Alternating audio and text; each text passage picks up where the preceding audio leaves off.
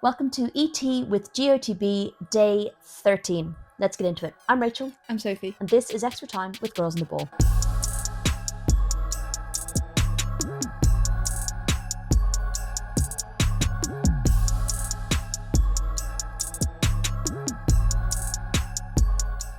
Now, I'm saying Day 13 because it is match Day 13. Okay. So we're going to do 20 matches. Well done at keeping count. Thank you. I just remember the last one being Day 12. So I don't know what day we've actually been out of the country for, but it's been a while. Many days. I feel like these are going to be a little bit shorter because we've essentially got one match to round up and then a little bit of a look ahead. And tonight, of course, was Norway versus Italy here in Geneva, Stade de Genève.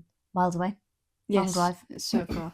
Yeah, got all that to do tomorrow. I'm so glad we decided to book a hotel because it would be a long drive home. Yeah, I think there would have been a lot with the 9 o'clock kickoff having to get back. I feel like you just lose most of the morning then as well because you need to sleep. Anyway, we can't do that because I'd definitely have a podcast to go up for in the morning. And we also have a big day tomorrow. And we have a big day tomorrow, which we'll get to. Day. Let's focus firstly on Norway, Italy. I would love to say it lived up to the excitement. I don't think the first half necessarily did. Don't know if it was excitement, but there was, I think, what happened, I fully expected to happen. Okay, sure. Both sides are utterly chaotic in their own ways, like completely chaotic. Italy, I don't know how many chances they had in that first half, but my God. There was a lot of, They just can't finish the ball. Like, they were setting themselves up beautifully. They were, actually exploiting Norway's lack of press in the midfield area, especially early on. Ada Hegerberg came in and stepped in and tried to fix that maybe 25 minutes into the game. But in the first 25 minutes, they were just going straight through them. The policy was to get in the middle and then hit it out wide to either Cantore or Bonacea. That worked really, really well. But they just could not finish the chances. And I think the funny moment when I think it was Bonacea putting across, and it was just crying out for a head on it. And both Girelli and Severini jumped for the same ball and hit each other's heads and then hit the ball out. And I was like, that kind of sums up this game. And then Norway were just so passive. They just, both sides' midfields are problematic, but they are so, they just didn't really offer anything at all. I think as the game went on, I think we started to think Italy were going to rue their chances and Norway were going to nick this. And I think nick this would have been a fair way of describing it. Italy had created 6 shots in the first half. Norway had 2. They'd none on target, which would have been incredibly frustrating. I know WEURO2025 was out at left wing back or left back? Left back. Wow. Because of the suspension to Marit Brandberg Lund. So that was the solution to that. But I think I do understand trying to start with, because I know WEURO2025's played there a couple of times. But I think when it was quite clear that it wasn't working and you were kind of limiting the potential that she has, you come up with another solution to the problem. And sometimes I feel that with Norway, it's about getting the players onto the pitch rather than thinking about what's best. The best 11. Collective as a team. Yes, they put the best 11 players regardless of position on the pitch kind of thing, and then make them fit into the positions. I do think Norway started better in the second half, and I actually thought they were going to get the first goal.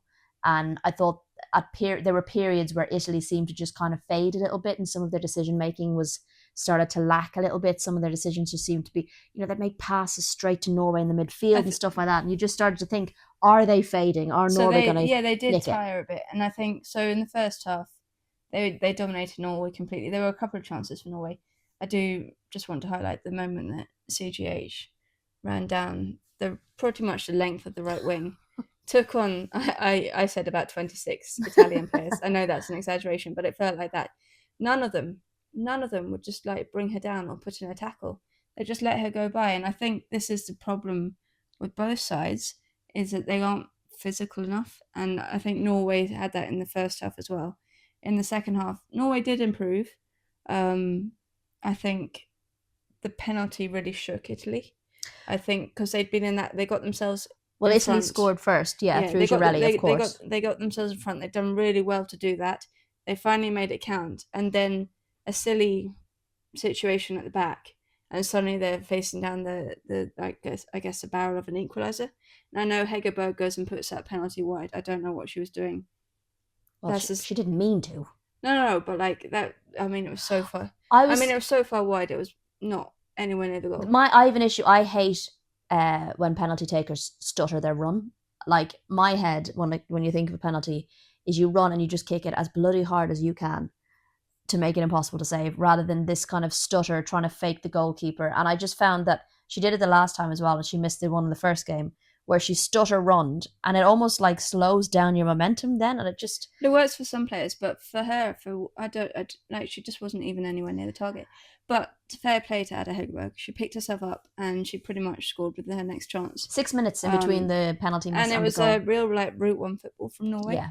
They went direct from Mara Mjelde at the back, ball over the top. The keeper, Giuliani, should have come to claim the ball. Oh my God. Instead, she was just stood there. And she was in two minds. She didn't know where to go. And Hegerberg just ran through and just slotted it home. Yeah. And I think from that point on, Norway looked like they had a bit of the advantage until like the final 10 minutes. So yeah, Italy did fade from the game a bit. I was very amused by the coaches on the touchline, because you know how well kept Italians very are. well put together, lovely suits. The doctors are all in suits, and everyone's in a suit essentially, and they have their ties and they're all nice and very, very sharp. And I looked down about 80 minutes to go.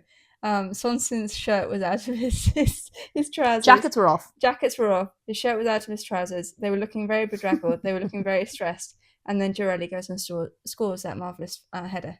Absolute scenes. Everyone down the sideline, substitutes, physios, everyone, analysts, all jumping on her. She probably thought she'd had her moment, and then she managed to get another one, and an even more important one.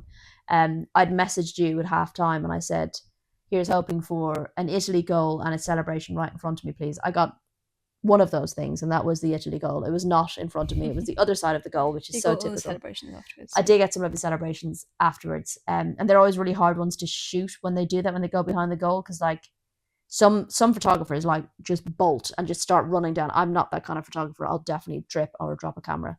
And like maybe, I stood up a little bit. You don't want to block other people.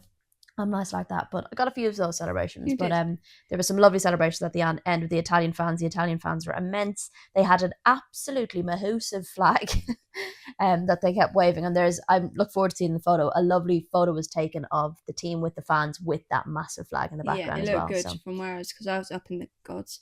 But I think we should have to mention Cristiano Girelli. We do, because your fave. I love her. I think she's been a brilliant football player for so long for Italy.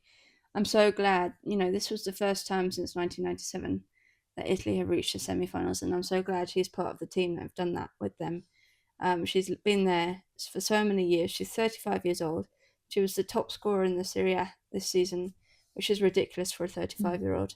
She is, performing like she is for Italy on the main stage. Scored that wonder goal. She had 3 goals now against Portugal, and these 2 goals as well. She really picks them up and drags them herself, and she's just her intelligence as well. Proper number 9. When you're thinking about the run that she made to meet that cross, the cross was really, really good from Cantore, but it was the run as well.